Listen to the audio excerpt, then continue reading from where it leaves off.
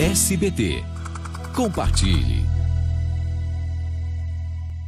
Ela quer saber dos tabus da nossa vida, tudo em Gabi, quase proibida. Olá, 30 anos atrás o mundo descobriu a AIDS, uma terrível doença que já matou mais de 30 milhões de pessoas em todo o planeta. Rafael Bolache e Silvia Almeida são soropositivos e estão aqui conosco hoje para contar como suas vidas mudaram depois do diagnóstico.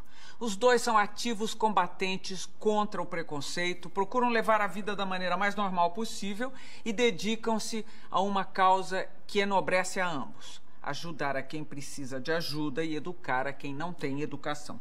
Muito obrigada pela disponibilidade de virem para falar desse assunto. Ainda é um tema delicado para vocês?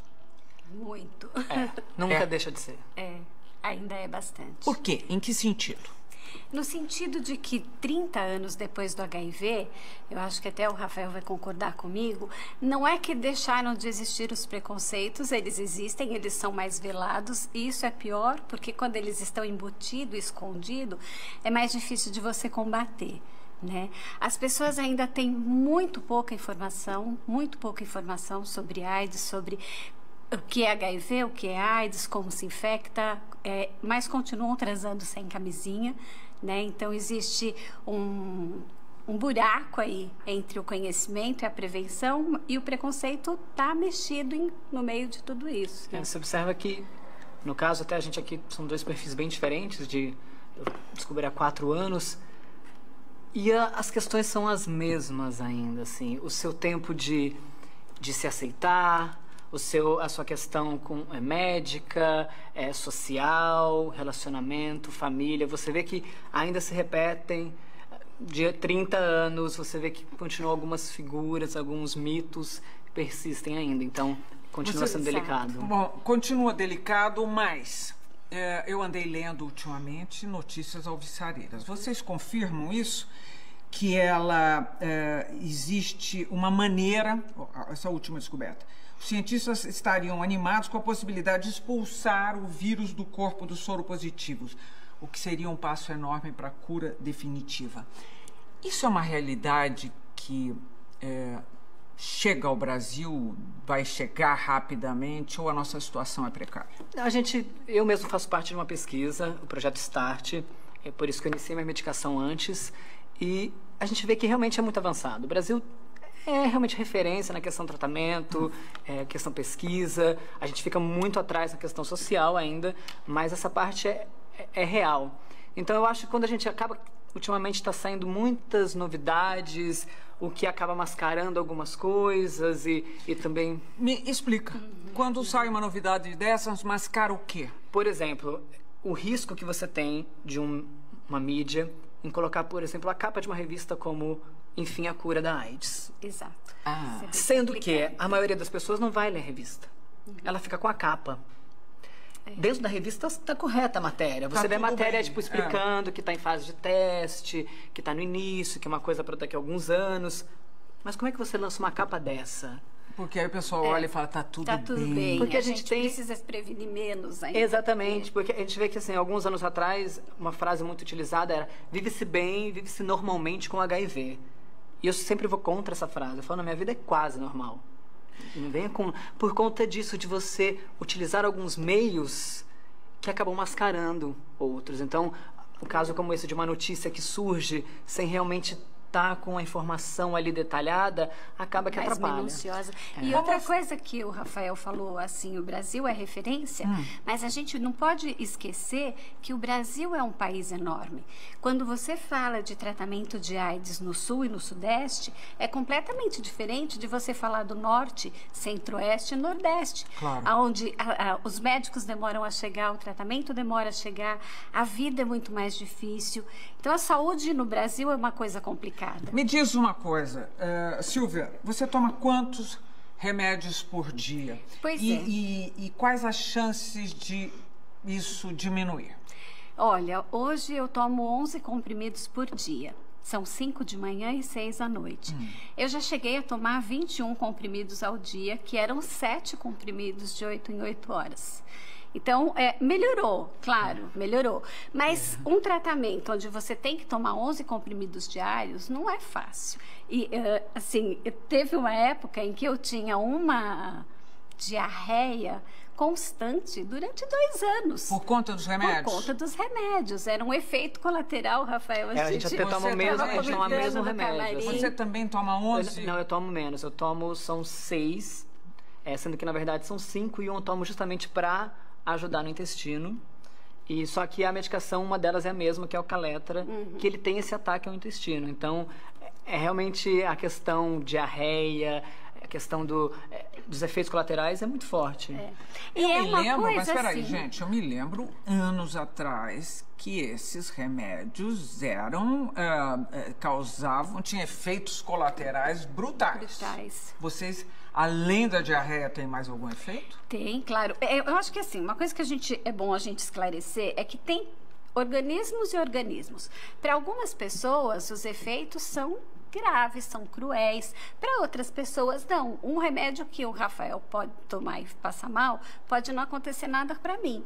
Mas existe sim uma complexibilidade nisso, que é a diarreia, problemas de cardiopatias, problemas de hepatite. Eu tive amiga que faleceu de hepatite medicamentosa fazendo tratamento para AIDS. Sobrecarregou o fígado, etc. Exatamente. Então, é complicado. É complicado a questão da adesão. Porque, às vezes, se a gente tiver que tomar remédio meio-dia, estiver numa praia ou estiver no churrasco, a gente tem que tomar remédio meio-dia. O vírus não quer saber e o tratamento tem que continuar. Entendi. Né? Então, isso são coisas que não são ditas. É isso. Isso são coisas que não são ditas, que não informam a população e que não ajudam a fazer com que as pessoas se previnam melhor. Entendi. Mais, né? Olha, uma pergunta delicada, mas eu tenho que colocar. Eu gostaria de saber, de um depoimento de cada um, como foram as primeiras horas na vida de vocês depois de se saberem contagiados. Eu descobri o meu resultado do exame sozinho pela internet, o que já é algo abominável praticamente. Foi há 4 anos só? Foi há 4 anos. E claro que assim, eu ainda lia livros um pouquinho, com 15 anos teve aquele livro depois daquela viagem da Valéria. Tinha um pouquinho, até como ator, a gente se coloca em situações que às vezes você já tinha ensaiado várias vezes, como é contar para minha família, coisas assim que eu acho que no fundo, num momento como esse, você busca essa sensação. Mas é o que eu falo, assim, nos primeiros 5 segundos, a sensação é de que sua vida acabou. Por mais que você tenha informação, é uma notícia chocante. Claro que no mesmo dia, depois de respirar, sentar, eu morava com amigos, estava sozinho. Quando eu descobri sozinho, uma amiga minha, a Fiote, que morava comigo, chegou, um outro amigo meu, o Léo, chegou. Chegaram os dois, ficamos ali em silêncio. Porque eles souberam, você contou? Eles já sabiam, porque eu estava... Porque a gente tem que... Uma outra questão que é bom informar, quando a gente faz o exame e ele dá positivo, você tem que repetir o exame. Então, já estava nessa fase, eu já tinha feito o primeiro, me ligaram do laboratório, olha, tem que repetir o exame. Então, você já fica naquela semana... E aí, né? E era a semana, e foi não engraçado, mas hoje em dia é irônico, eu diria, próximo ao Dia Mundial do Combate, dia 1º de dezembro. Então, você olhava para os outdoors, todos falando, e eu aguardando a resposta. E 4 amigos só sabiam na época, que eu estava já nessa expectativa. E quando veio o resultado final, esses 2 chegaram, ficamos ali em silêncio, e aí você começa o questionamento. Vai contar para a família agora? Não vai? O que você vai fazer? Vai contar para alguém? E aí eu lembro que no final do dia eu saí, moro ainda no Rio de Janeiro, saí num momento bem dramático e clichê como ator, fui chorar tudo que eu tinha que chorar na praia. Chorei, e aí eu respirei e falei, tá, e agora? E aí naquele dia mesmo eu já fui definindo coisas importantes para minha vida. Para ir à luta mesmo. Eu falei, bom, como ator a gente sabe como é a situação financeira, a vida é mais difícil, então deixa eu dar uma segurada, deixa eu fazer uma outra faculdade. No mesmo dia já fui tendo essas decisões que não dava para ficar parado, né? Acho que foi isso que bateu, assim. Uau! E você, Silvia? Bom, Um contexto totalmente diferente. Quantos anos atrás? 20 anos. Eu acredito que há 20 anos atrás. Eu me casei muito jovem, eu estava casada, casei com meu primeiro namorado, casei aos 18 anos, tive uma filha aos 18 anos, a gente estava casado há 10 anos e ele começou a ficar muito doente, meu marido começou a ficar muito doente. E a mãe dele, ela trabalhava num posto de atendimento a pessoas que viviam com AIDS. E ela que sugeriu que a gente fizesse os testes, né? Eu estava bem, mas ele fez o teste, já não era mais nem HIV, já estava doente de AIDS, né? E eu, na época, eu tinha um bebê de 1 ano e meio.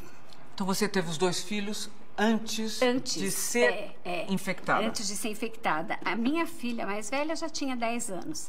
E quando a gente começou a achar que talvez pudesse ser AIDS, o meu bebê tinha 1 ano e meio. Hoje ele está fazendo 22 anos daqui 2 dias.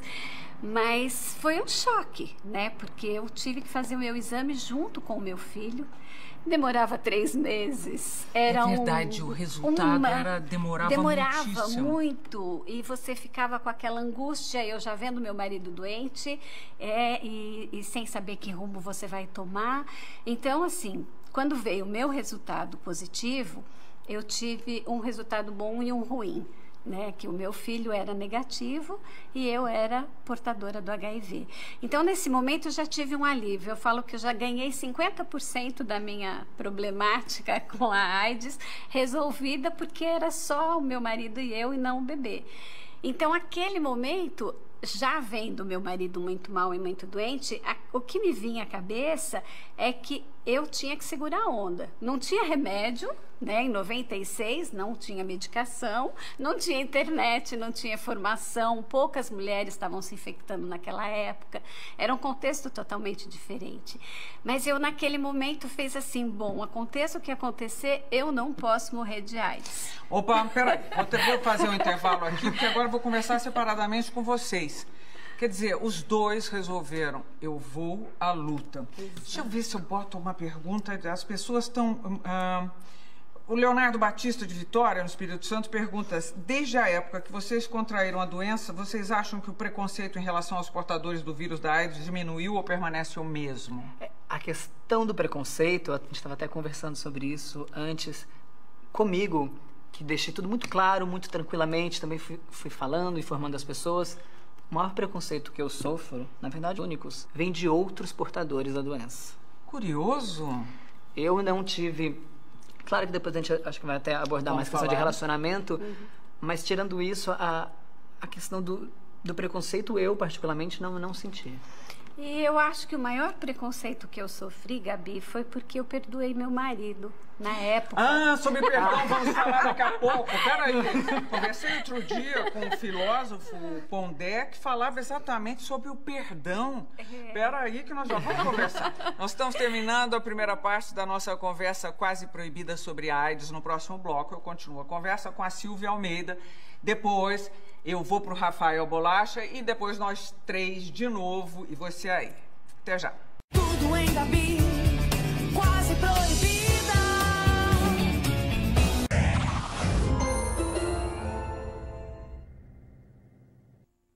Tudo em Gabi, quase proibida. Estamos de volta para seguir na nossa importante conversa quase proibida sobre AIDS, agora com a Silvia Almeida. Ô Silvia, quando você estava contando no primeiro bloco que a sua sogra sugeriu que fizesse um exame específico, eu imaginei que talvez ela soubesse o seu marido teve AIDS adquirido sexualmente ou por drogas? É como você perguntar. Então, assim, sexualmente, com certeza, né? Agora, se a gente for pensar... Você tinha ideia? Não. Nem ele tinha ideia. Mas a mãe né? tinha? A mãe teve, porque ela trabalhava num centro de referência e ela estava vendo o que acontecia com as pessoas, com os pacientes do centro. Então, ele começou a ter uma patologia nas pernas, ele começou a ter um problema de estômago e, por fim, ele teve tuberculose. E era muito nítido que alguma coisa mais séria estava causando tudo isso. Então, foi onde ela sugeriu que ele fizesse o teste e realmente não deu outra, né? Tinha uma questão de que a AIDS ela veio num contexto cheio de culpa, né? Cheio de recriminação. Era uma doença adquirida ou sexualmente ou por uso drogas. de drogas. Então, ela já vinha num contexto moral muito pesado. Foi uma caça às bruxas na época. Nossa, terrível, né? Hoje, às vezes, eu penso como é que eu passei por tudo isso e falo, nossa, eu sobrevivi bem, né? Mas não foi fácil. Ainda bem que algumas coisas a gente esquece. Foi muito difícil. Mas nessa coisa do perdão, eu acho que assim, o meu marido era um ótimo pai, era um grande companheiro, a gente tinha uma vida simples, humilde, mas muito bem-humorada, muito cheia de fé. Então, quando eu o vi morrendo, a parte mais difícil para mim foi perdê-lo. Claro. Né? Quem nasceu primeiro, o ovo ou a galinha, para mim não fazia diferença, porque ele pegou AIDS antes ou depois. Não sabíamos. Hoje a gente sabe que o vírus fica embutido no organismo, dependendo da pessoa, 5, 10, 15 anos, sem que a pessoa desenvolva a doença. Mas naquela época era uma total... Vocês não falavam sobre esse assunto? Não se falava disso? Não. Até com ele, Gabi, como que eu ia perguntar para ele uma coisa que ele mesmo não ia saber explicar, nem para si, nem para os outros. Então foi muito difícil perdê-lo nesse contexto. E vocês sempre transaram sem camisinha? Sempre, imagina, sempre. A gente se conheceu nos anos... Eu casei em 82. As pessoas que usavam preservativo naquela época era para evitar gravidez. Né? Então, não fazia parte do contexto da gente. A gente sempre teve uma vida sexual muito ativa, muito boa. E depois eu fiquei pensando, se em algum momento houve uma traição dentro do casamento, hoje eu entendo, mais do que antes até, que é num contexto muito de cultura, né? A gente vive num país onde, se você cantar um homem e ele não for atrás de você, você pode sair falando mal dele por aí. Hoje isso está mudando, mas há 20, 30 anos atrás, isso ainda era muito forte. E só para citar uma que eu sempre cito, Regina Navarro Lins, o casamento não mata o desejo. E o desejo tem caminhos... Exatamente. Que são muito próprios e que são o mistério, que formam o mistério do prazer. E você não pode ficar julgando os outros pelo seu desejo. Hoje, nas atividades que eu faço de prevenção, porque graças a Deus eu consegui tomar esse rumo, eu sempre falo, a gente é movido pela emoção. Então, eu desejar alguém ou um homem trair uma mulher dentro de um casamento, isso não significa que não há amor.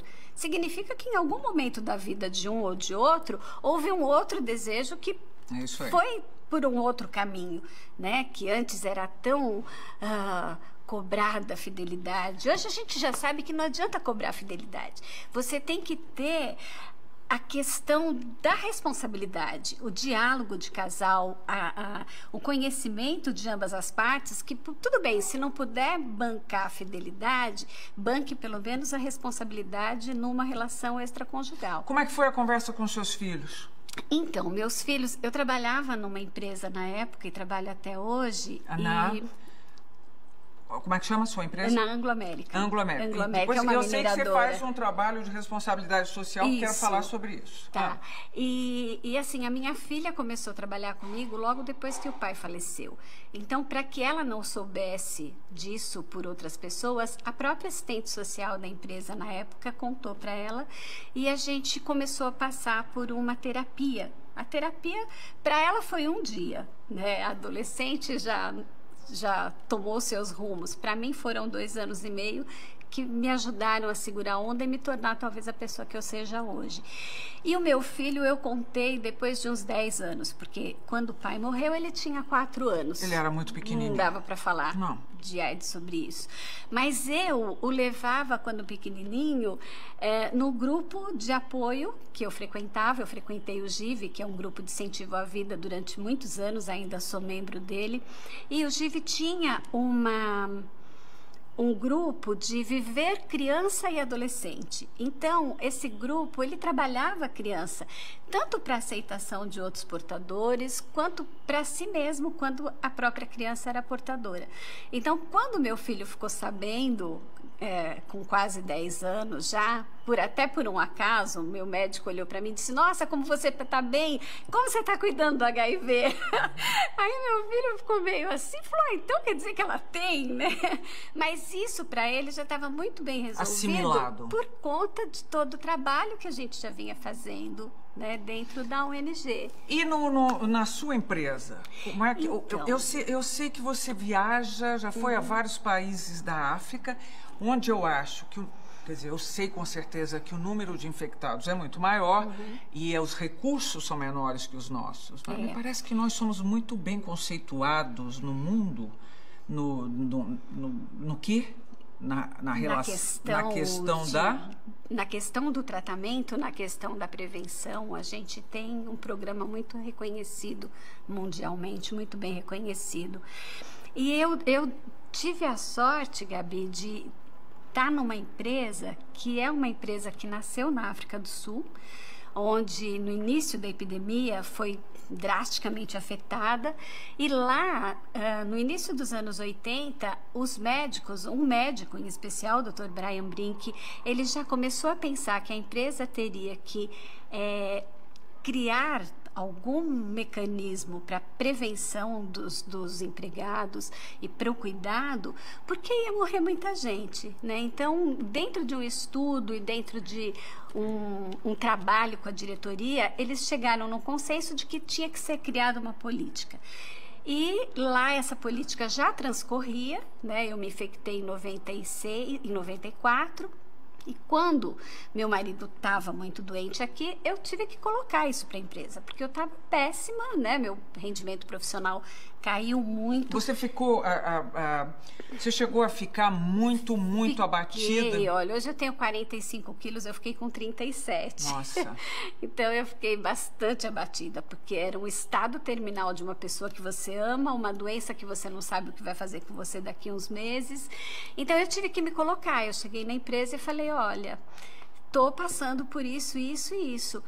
E num momento até de desespero, não foi nem dizer assim, vou contar porque é melhor para mim. Não, um momento de desespero, não sei o que eu vou fazer com isso, preciso contar para alguém. E contei para minha chefe direta. E aí eu recebi todos os benefícios dessa política que eu nem sabia que existia. Eu não sofri discriminação, eu tive apoio psicológico, eu tive apoio financeiro, eu tive a medicação comprada quando ainda não existia, né? Então, hoje eu trabalho muito nesse viés das empresas começarem a ter esse tipo de política interna. E é isso que você vai fazer lá, quando você vai à África, você vai fazer esse tipo na África, na verdade, na África do Sul, onde a gente já tem a empresa, lá isso é muito bem trabalhado. A empresa mantém hospitais, mantém consultórios, né? Mas isso aqui no Brasil ainda é um tabu. E as pessoas perdem emprego aqui no Brasil? Perdem o emprego, perdem a possibilidade de se tratar com dignidade, ficam muitas vezes com a necessidade de se esconder a medicação, de esconder que está indo ao médico. Eu estava até conversando com o Rafael ainda há pouco, é a questão da plenitude pessoal. As pessoas perdem a integridade, elas precisam esconder alguma coisa. E ainda é muito caro o tratamento? Ainda é muito caro. Hoje eu já não tenho noção se seriam 2.500 ou R$5.000 um tratamento, porque a medicação varia muito, né? O remédio que as pessoas tomam varia muito de paciente para paciente, mas ainda é bastante caro. E você dá palestras motivacionais, mais do que isso, você ensina prevenção, o que é que você faz? Tudo. Primeiro eu conto a minha história, porque eu acho que é uma coisa que chega nas pessoas muito mais rápido do que você falar assim, olha, tem que usar a camisinha para fazer sexo, né? Quer dizer, eu casei, eu amei, eu não usei camisinha, meu marido se infectou, ele morreu. Então, é um contexto diferente. Hoje eu trabalho com com a história da minha própria vida. E a gente tem vários projetos apoiados pela empresa onde a gente trabalha a saúde sexual e reprodutiva, porque o contexto de mineração, principalmente, tem muitos homens, né? Homens que chegam em cidades, que estão longe da família. Então, tem a questão das meninas receberem aqueles forasteiros. Tem toda uma questão sexual que acaba chegando junto com o progresso, não só na mineração, como em outras construções, em quaisquer empreendimentos grandes, né? Então, a gente hoje tem muito trabalho focado em saúde sexual e reprodutiva e que todos eles levam aos viés da prevenção das DSTs e AIDS. Bom, a gente vai falar ainda mais daqui a pouco, a hora que juntarmos os três, chega ao fim mais um capítulo da nossa conversa quase proibida sobre a AIDS. No próximo bloco eu vou conversar com Rafael Bolacha. Já já a gente volta. Tudo em Gabi, quase proibida.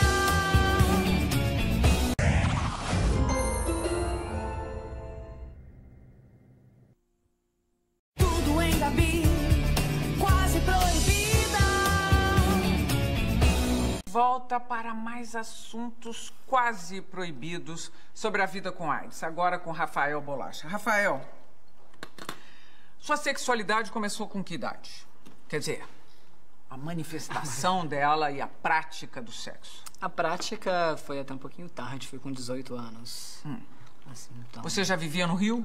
Não, eu morava em Ribeirão Preto. Com 20 anos eu me mudei para São Paulo, morei 3 anos em São Paulo e tô há 6 no Rio de Janeiro. Você já tinha vida sexual ativa, então, que começou em Ribeirão Preto e sem prevenção? Não, pior é que assim, 90% das vezes sempre com proteção. É o que eu falo assim, Gabi, quando eu chego para dar uma palestra, logo de início eu já jogo para as pessoas assim, se alguém ali dentro pode me comprovar 100% que fez com segurança, não me importa se foi com marido, com esposa, para ter filho, não importa. Se alguém puder comprovar que fez sempre sexo seguro 100% das vezes, essa pessoa pode me julgar. Do contrário, tá todo mundo no mesmo barco. Alguns se colocam um pouquinho mais em risco, outros menos. E aí quando você aborda já nisso, já já chega num outro lugar. Das pessoas entenderem que você se cuida. Às vezes tem uma falha. Só que às vezes é na falha que você adquire algo como HIV, por exemplo. Foi assim tão fácil com a sua família? Foi, graças a Deus. Assim, Você tem irmãos? Eu tenho 2 irmãos. Em casa tudo muito diferente. Um engenheiro, um militar e eu mais novo. Um ator. É um perfil bem variado. Eu contei primeiro pra minha mãe. Cheguei porque eu descobri próximo ao Natal. Então eu até brinco que eu acabei um pouco com o Natal lá de casa, né? No ano de 2009. Deve ter sido muito difícil. Mas, Gabi, eu nunca vi minha mãe chorar. Você acha que ela não chorou? Chorou. Mas a gente vem de um contexto de família que passou por bastante coisa, questões familiares mesmo, dinheiro e melhorando e tudo. Minha mãe sempre foi muito forte, meu pai também, e a gente conseguiu observar que a minha força vinha dali. Quando eu contei pra minha mãe, eu mesmo também já não cheguei me derramando. Já não cheguei, meu Deus, sofrendo, chorando. Foi quanto tempo depois que você soube? 3 semanas. Porque eu tinha uns trabalhos no Rio de Janeiro como bailarino. Você estava com medo também de contar? Eu queria saber, eu queria buscar informação. Então eu fui primeiro a um médico no hospital, entendi como é que era pra chegar e foi justamente isso. Eu cheguei na minha casa, olhei pra minha mãe e falei, olha, não passei bem ultimamente, fui fazer alguns exames. Claro que a voz trêmula e apavorado, mas sereno, assim. E falei, olha, eu descobri que eu tenho HIV. A minha mãe respirou, olhou pra mim e falou, e como é que funciona isso agora? Da mesma forma que no mesmo dia meu pai chegou em casa, e foi no dia que eu cheguei realmente de férias lá, então foi tudo muito rápido. E aí eu lembro que minha mãe falou assim, deixa que eu conto pra ele. Eu subi pra tomar banho, no que eu desço, foi só o momento que eu vi meu pai enxugando a lágrima, e já não caindo mais nenhuma, ele olhou pra mim e falou, olha, a gente te ama e vamos então entender o que a gente tem que fazer. Assim, meus 2 irmãos, meu irmão do meio, principalmente, o militar, quem diria, foi o que ficou mais preocupado com a questão de saúde. Quando contou também, eu falo que minha mãe não perdia tempo, né? Eu subi, foi lavar a louça, eu subi para escovar os dentes, eu volto meu irmão chorando, né? Eu sumi, minha mãe já passava adiante. E aí, meu irmão preocupado com a questão de saúde e meu irmão mais velho muito preocupado com a questão social. Questão social. O que iria acontecer com você ou questão social de preconceito contra a família? Não, contra a família não. Seria realmente comigo, de entender que, poxa, você é alguém que está se tornando público, o seu trabalho exige às vezes uma imagem, isso vai alterar a sua imagem, pode...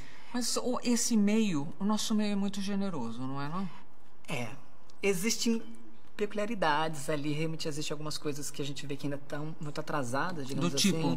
Do tipo que hoje em dia, ator gay, por exemplo, não pode, em vários momentos, se assumir gay porque o público não quer saber. E quando sabe, tem um outro olhar, inclusive aí a própria empresa acaba que tendo dedos ali nesse sentido. Então, tinha esse receio. Eu falei, então eu já sei que alguns trabalhos eu terei alguns problemas.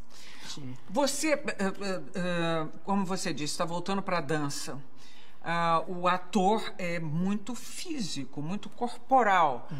Você teve queda de rendimento no seu trabalho ou você está ok como era antes de ser diagnosticado? Hoje em dia eu estou voltando, estou quase no que eu quero, assim, porque quando eu voltei a fazer faculdade, comecei a faculdade, eu parei de dançar mesmo e reduzi muitos trabalhos como ator. E também comecei a ter um jogo com a balança. Eu sempre fui magro, mas ao mesmo tempo, você já vê a diferença, até por ser magro, 3, 4 quilos a mais. Me formei em Ciências Sociais, com ênfase em Produção e Política Cultural, na Cândido Mendes, no Rio. Porque eu queria algo além, entender um pouco mais do que eu fazia. E aí eu tinha esse jogo com a balança. Quando eu descobri, em 3 semanas eu perdi 5 quilos, então aí ao mesmo tempo você fica preocupado com isso, de repente você engorda muito mais. Então tinha esse jogo. Hoje em dia, até por voltar a dançar, eu tô correndo atrás e me sinto bem. Vejo que fisicamente não... Você sabe que você estava falando que a medicação dá muita diarreia, mas eu me lembro que era um dos sintomas. Lá para trás, eu perdi muitos amigos. Tô falando década de 80, começo dos anos 80 e tal. E me lembro que esse era um dos sintomas. Não é mais um sintoma? Eu descobri por diarreia. Ah, foi isso? Eu descobri pela diarreia. Por que tinha aquela diarreia que não acabava nunca? Não acabava nunca, não tinha ligação com mais nada. Eu tava fazendo a parada da Disney, dançando na orla de Copacabana. Então, na primeira semana, não parava a diarreia. Eu falei, não comeu alguma coisa que não estava bem. Na segunda semana, eu falei, tô ensaiando debaixo de sol, dançando, deve ser isso. Na terceira, eu falei, mas gente, não tenho febre, não tenho nada. Eu só tenho diarreia. Foi aí que eu fui procurar um médico. E aí eu tinha uma infecção por bactéria e a gente veio para uma questão muito delicada, os profissionais de saúde. Quando eu fui pelo meu plano de saúde, eu sou atendido hoje em dia na questão de infectologia pelo serviço público, eu sou muito bem atendido. Mas na época, algumas coisas eu vou pelo meu plano de saúde. Era um médico que foi chefe de um setor de um hospital federal. Gastro. De um hospital federal. E ele chegou para mim, depois eu descobri, como eu disse, sozinho, nem tive o apoio dele ali. Você já sabe o que tem, né? Então eu vou te encaminhar para um infectologista, porque só vai melhorar a sua diarreia quando você iniciar a medicação. E não te falou mais nada? Mais nada, não tratou a minha infecção por bactéria que eu tinha. Nada, me largou ali. E eu, sem entender muito das coisas, depois que eu fui descobrir que não tinha nada a ver, que eu poderia demorar anos para iniciar a medicação e tudo mais, então fui muito mal atendido por um profissional, teoricamente, de qualidade. E que você acha que era preconceito? Era desinformação? Era o quê? Eu acho que chega a ser que é um pouco o problema geral. Porque preconceito, quando a pessoa se coloca no lugar, às vezes não chega a ser um preconceito. É um afastamento, sabe? Uma coisa que você não sente que é com você. Então, eu acho que o que falta, inclusive na questão do serviço público, é humanizar. Faltava humanidade nele. Independente se ele tinha preconceito ou não. É igual quando eu digo, você vai fazer um exame de sangue. Claro, a pessoa tá ali, faz o dia inteiro. Mas eu já fui em lugares que a pessoa deixa uma marca enorme no seu braço. E a pessoa, tipo, porque faz de qualquer jeito, porque deixa ali. E a pessoa não para pensar que, por exemplo, quando você vê que é um paciente soropositivo, diferente de alguém que faz um check-up anual ou algum outro tipo de doença, aquele paciente vai de 3 em 3 meses. Aquele paciente provavelmente não contou pra ninguém que ele tem. Ele que mora pra uma cidade como o Rio de Janeiro quente, ou Ribeirão Preto, reza naquele dia pra estar frio, pra ele poder ir de manga comprida pro trabalho, pra novamente não ter que ficar exposto que ele foi fazer exame. Então são detalhes que humaniza o contexto. E é isso que eu sinto muito. Por isso que eu falo, eu não sinto como preconceito, porque as pessoas não sentem próxima disso. Bom, nós estamos no fim de mais um bloco da nossa conversa quase proibida, importante, sobre a AIDS. Voltamos os 3 daqui a pouquinho. Até já. Tudo em Gabi, quase proibida.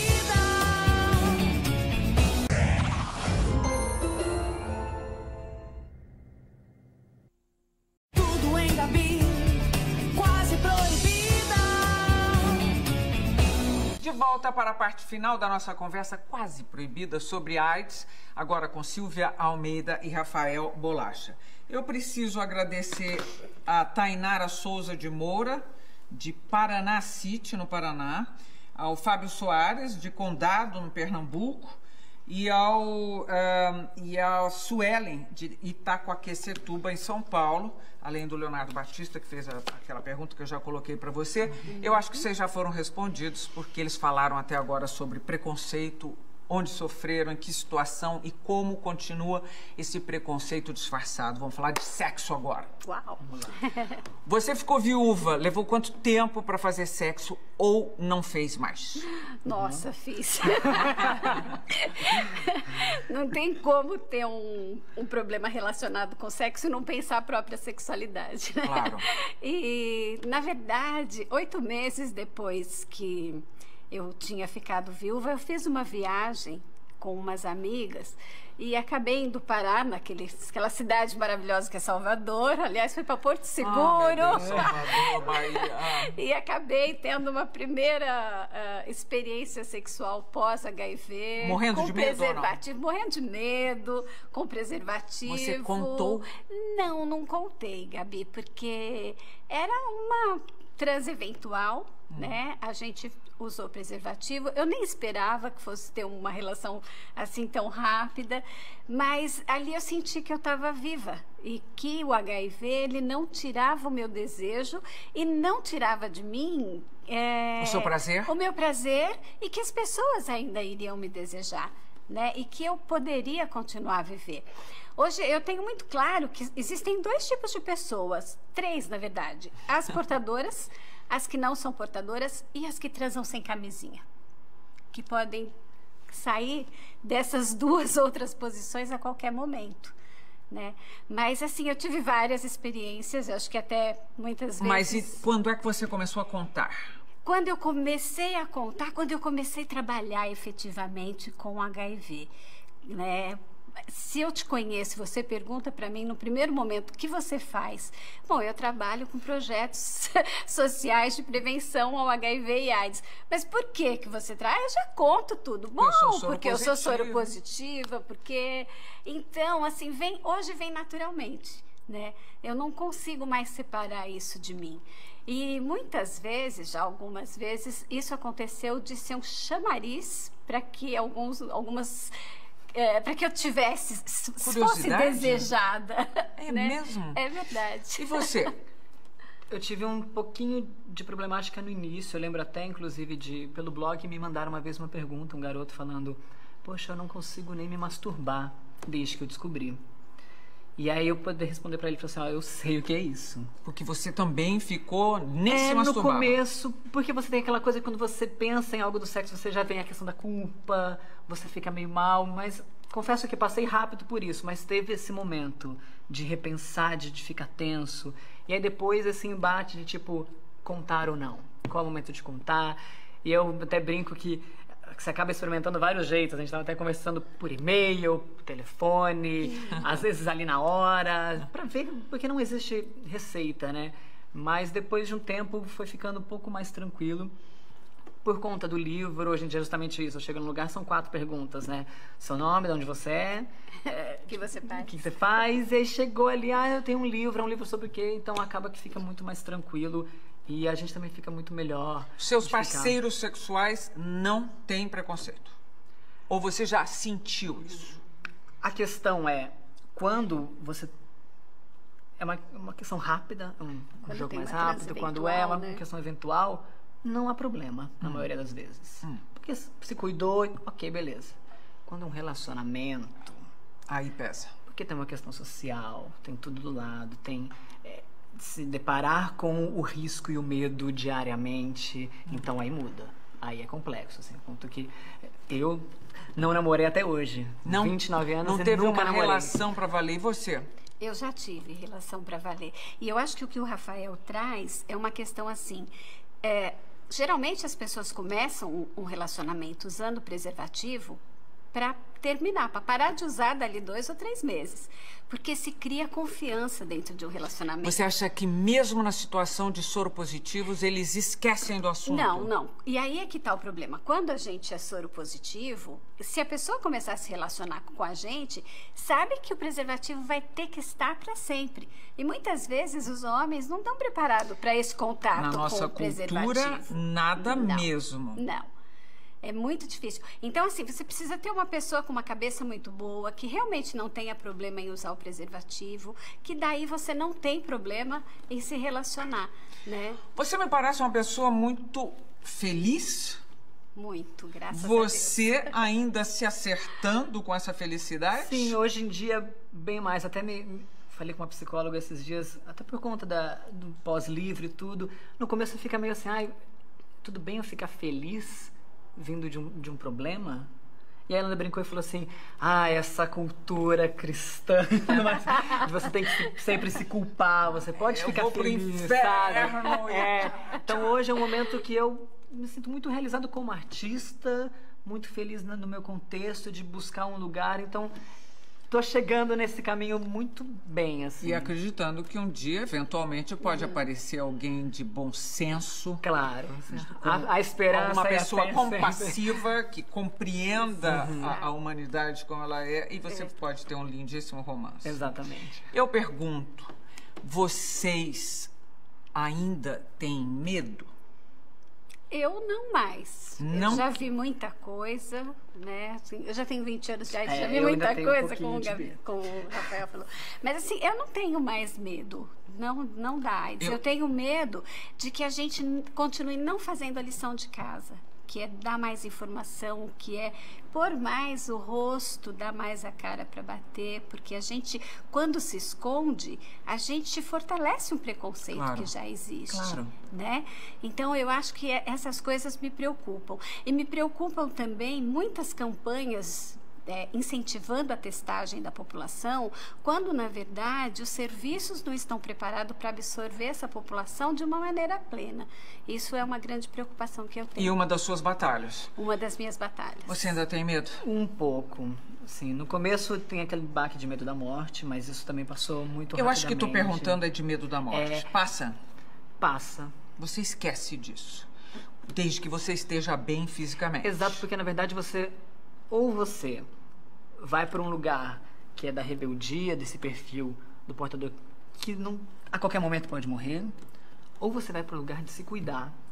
Então, a partir do momento que eu me cuido, esse medo também que ficava presente se afasta, porque eu tô bem, eu não pego nem gripe, eu não pego, tô super tranquilo. Então, por que eu vou ficar martelando isso? É claro, quando a gente pensa a longo prazo, nossa, eu quero ser pai. Então, eu tenho que ser pai logo, porque eu não quero ficar doente com meu filho pequeno. Então, esses são alguns medos que começam a surgir hoje em dia. Para isso que você tem um analista. Exatamente. Pelo amor de Deus, tá? Gente, deixa eu só contar para todo mundo que o livro do Rafael se chama Uma Vida Positiva, da editora Cidade Viva. E, além disso, ele tem um programa de rádio online que só fala sobre HIV. É um programa que chama Papo Positivo no Fino, PHEENO.FM. Terças-feiras, 12h50. Ok.